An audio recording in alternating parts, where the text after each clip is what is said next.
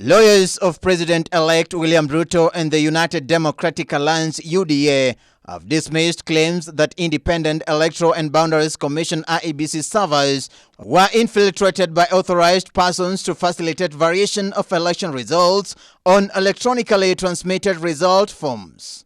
Is who do you believe amongst all these people with stories and counter stories? Is it the man whose name combines the names of two saints, John and Mark, and the third name, Gidongo, who was head of ethics in this country, but has the audacity to produce before you forged logs? And when he is called out, instead of profusely apologizing, he says you yet another affidavit full of ifs and buts. Katro Kigan told the Apex Court that transmission of results did not impeach the election. Eventually, the results were declared based on the hard copies that were brought by the ROs from the constituencies. They were not based on the portal. But more interestingly, my lords, we took time to look at the logs, and what struck us was that one of the logs which had been manipulated, one of the logs escaped their attention, and it has a date 2017. I know my learned friend Mahat already explained how in the 2017 polling stations were used as part of those, possibly the matrix of the logs. On our part, we noticed the date 2017 and it piqued our interest.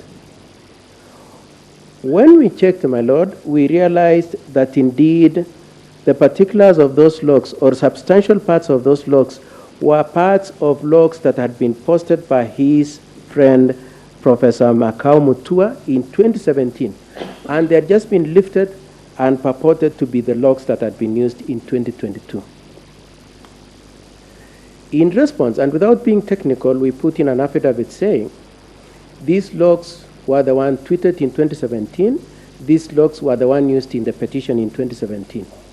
And what then Mark Kidongo did was to make a fast retreat and saw an affidavit saying, I am retracting what I said. I am retracting the allegations that those were the logs that were used. Now, unlike the first affidavit where he had said he had been given those logs by somebody else, he now comes and disowns those logs personally. He does not say, I have gone back to the shadowy person that I had used, and he has told me that I am mistaken. He now takes responsibility for it and says they are wrong. But he not only says that and just leaves it there. He says, by the way, please understand me, they were meant for demo. He says that I had indicated them and they were meant for demo. And you look at that, you'll see that in his affidavit of the 28th August 2022. According to Kithure Kindiki, the verification, tallying and declaration was done even for the 27 constituency results that were not announced verbally. Yes, the Iebc carried out verification, tallying, declaration of results in compliance with 138.3c and 138.10. These are the reasons. Number one, the verification and tallying happened and was done by the chairperson, commissioners of Iebc and the staff at the National Tallying Center in the presence of the candidates of the agents of the presidential candidates. And this is in the affidavit of William Ruto. However, Kindiki took the issue with a mob that invaded the main dais at the National Tallying Center in a clear attempt to interfere with the powers of Iebc to declare the presidential results following the verification and tallying. Kindiki terming this as heinous attack on democracy that remains unsolved.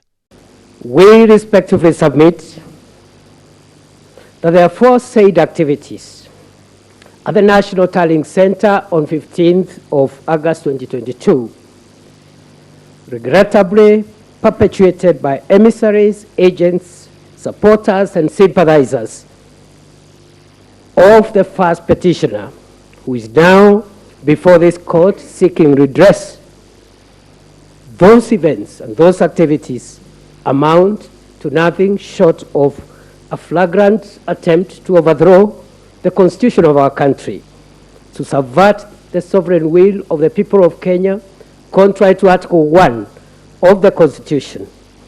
According to the lawyer Fred Ngatia, the petitioner has repeatedly said he will not participate in an election held by Iebc under the chairmanship of Wafula Chebukati and does not want to accept defeat. In doing so, Madam Chief Justice, you'll be sending yet another signal to the political class. And here I am not finger-pointing anybody. As I said in 2013, what I say for this client is what I'll say for the next client who is in that class. That illusion ought to be replaced by reality.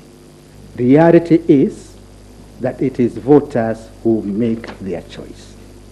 And once voters have made their choice, let us inculcate a culture that my brothers and sisters on this side are now used to. Ngatia told the court that it is the first time in history the country has 8 petitions, a move that Ngatia has termed it as a new strategy to disable the president-elect to mount a defense against 8 petitions within 4 days. As you consider the rival position, I will request you to consider the following.